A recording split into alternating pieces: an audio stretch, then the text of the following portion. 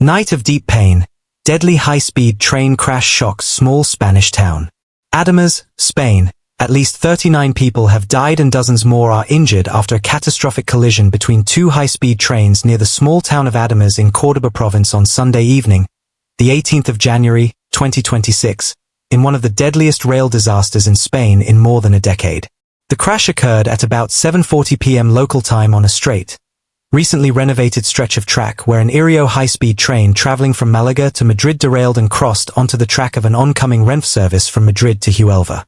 The second train then collided with the derailed carriages, causing both trains to crash with devastating force. Emergency crews, including firefighters and civil protection officers, worked through the night in extremely difficult conditions.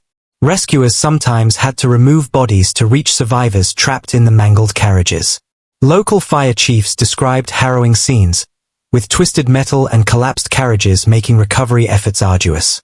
Residents of Adamas, a town of around 4,000 people unaccustomed to such tragedy, responded swiftly. Volunteers brought blankets, food, and medical supplies, and the town's municipal hall was transformed into an emergency center to support survivors and families. Official figures confirm 39 fatalities, including passengers and at least one crew member.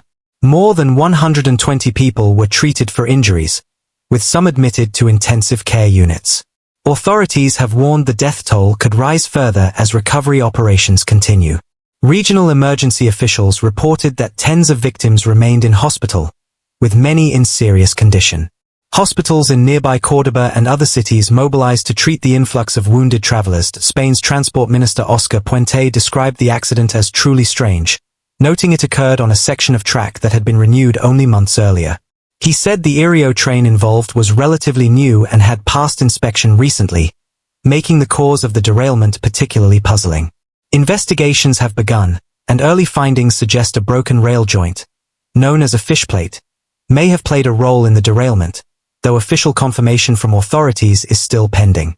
This joint, which connects two sections of rail, showed signs of wear and a widening gap that investigators believe could have destabilized the train. Union representatives and railway workers had previously raised concerns about infrastructure maintenance in the region, including potential track issues, though it remains unclear whether these warnings are directly linked to Sunday's crash. Spanish Prime Minister Pedro Sánchez cut short plans to attend the World Economic Forum in Davos and visited the crash site, declaring 3 days of national mourning for the victims. He pledged a transparent and thorough investigation to determine what went wrong.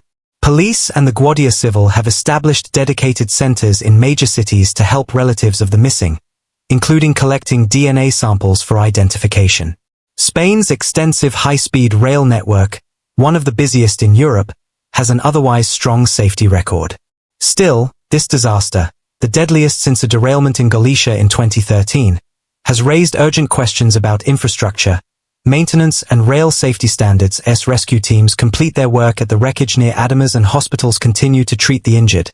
The community, the nation and railway authorities face the difficult task of grieving and demanding answers. Families of victims and survivors alike are seeking transparency and accountability, even as Spain mourns one of the worst train accidents in recent memory.